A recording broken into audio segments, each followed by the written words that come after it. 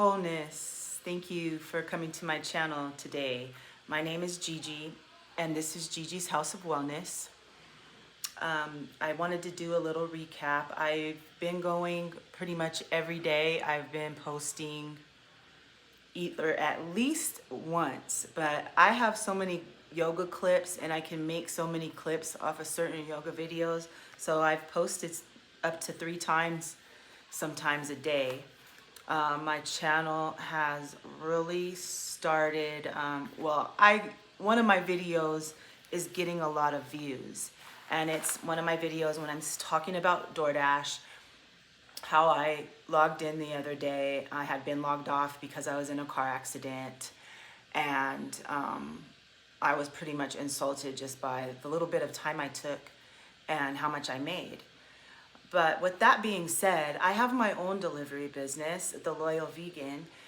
It started as a food business, and I've always been my own delivery driver. I am a chef, self-taught, and I do food delivery, and I would just be the delivery driver. There have been times where I've had to hire out drivers, but from the beginning of this business in 2012, I've been the delivery driver, and then I started doing Uber to supplement my income. Then I did Lyft to supplement my income, and then I've done DoorDash. The thing about it is, within the last year while I was doing DoorDash, I approached another vegan business owner who was having problems with Uber Eats and other delivery service taking her baked goods that were being delivered to other people and them not getting it. So I took that opportunity to offer my my service to her business. So as the Loyal Vegan food business is also a delivery service, and I'm just going to big up myself because I wanted to kind of bring in the DoorDash thing and complain or whatever. But how can you complain me when I have my own delivery service? And just like tomorrow, I'm doing a delivery up into Breckenridge, Colorado, where me taking one delivery, it's an hour and a half drive up and an hour and a half back, and I'm making what I was making on DoorDash. I'm making in one delivery what I made in DoorDash a day, a whole day's work. And that's like, I'm lucky if it takes 10 hours, what I'm making tomorrow in 3 for myself, and I'm not splitting it with anyone. There's no middleman. I'm not gonna pay taxes on it, so, because I'm not going to offer and volunteer my information, my financial information to the government.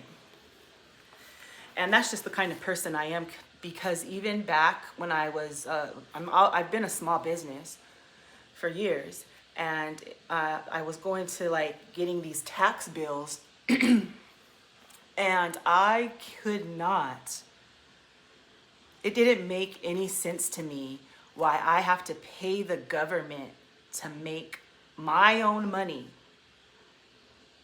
It bothers me to the point where I don't agree with it. Make it make sense to me, and then maybe I'll start contributing.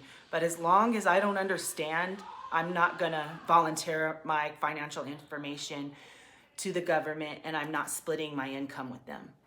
Whatever comes from that comes from that. And so I'm going through a book today that inspired me. Like I said before, I was doing DoorDash with private plates. I wasn't registering my car with the state anymore because it doesn't make sense that we just follow these obedient slaves, these orders that are passed down to us, and we think we're doing the right thing by being compliant. Well, I don't get why we have to constantly keep paying fees for license and registration. I own my vehicles. I'm not financing them. I don't want to do that anymore either, because this life will suck the life out of you if all you're doing is sitting here jumping through hoops to pay somebody else and be obedient to rules that don't make any sense, that we're just following because we're trying to be law-abiding citizens. But in reality, we are all kings of ourselves. We own ourselves. Now, if you feel obliged and you want the state, you want to get into the agreement with the state and you want them to own you, your vehicle, your children, your home, everything that you feel that you own, go ahead. But there's people like me who question authority, and we don't just do as we're told. We want to kind of understand, why am I doing this? Just because generations and generations of people before me did it and it worked for them. Well, I'm one of the people in my generation that are questioning the system. So I have this book, Freedom from Government, and the author is Trent Goodbaudy. And I'll put it in my description. And I believe he is on YouTube. I caught him on someone else's channel. It just so happened. But this book is good. It gives you a brief description of really your rights. So during these last few months, when I had my vehicle, I was driving with the private plates, and I was starting to get harassed by just citizens. I got called poor because I have private plates. Like, just because I don't want to go to the DMV and pay these same fees over and over again, like some people do, doesn't make me poor. And if that makes me poor, I don't care what I look like to anybody else. I'm doing it for my own purposes and my own reasoning, because it doesn't make sense to me. And I just don't follow the laws like some people do. Some people actually question things and do research. And this book goes over like our birth certificate and how we just our parents didn't know. We didn't know as parents. We're just handing over rights to somebody else. And I just wanted to read a few things from this book because it kind of gives a description on where I am. As I was saying about the plates, I did get pulled over twice, and I went to court to challenge my right to travel. And I know they didn't want me standing in front of the court talking about it in front of a lot of people, but I had to go up to the court a few times, and the DA dropped one of my cases. She said she was going to drop the other one if I paid a restitution for my accident, because in my accident I didn't hit anyone. I was avoiding an accident and hit a rail and spun out and totaled my car, but I only hit the rail, so they charged me $90 for that. So I do need to follow up and make sure my November court case got dismissed. I had another one up in the mountains where I was doing a delivery, and they took my plates and told me I better not come back up there or they're gonna take my car. And when I got to court, the DA's like, who gave you this ticket for all of this? And he dropped everything. And so I'm saying, like, the court, if you just go and want to pay fines, I'm tired of paying fines. I've been getting pulled over since I was 15 years old, and I've been paying fines ever since that, like every chance they get. Tags, if you run behind, you're taking care of kids, you got to keep up with some tags on your car honestly, it's all part of the enslavement. And so I wanted to read this part of this book. It's As King. How does a king act? He acts with honor. He tells the truth. He does not commit fraud. He knows to ask questions, and you usually can't quite tell what it is about him, but he commands respect. When you begin to act as a king, you will be doing the as king. You can either spend your time and spin your gears trying to make people pay for the wrongs they did to you, or you can find out how they legitimize their actions to begin with and nip it as soon as possible when dealing with them. So it goes into what public officials do, but asking questions and using non-rebutables really put a kink in their procedure. You see, they need to get you to testify against yourself. And if you never give them any information, they won't be able to follow procedure. They will probably call a supervisor and try again and to get you to admit to being the name with all kinds of tricks. But don't fall for it. If you do it right, the chances that they will just leave you alone are 99.9%. So yeah, I tried that, and it's not that simple for a lot of people. And if you're not trying to argue with the police officers, and you're kind of trying to school them on what really is your right.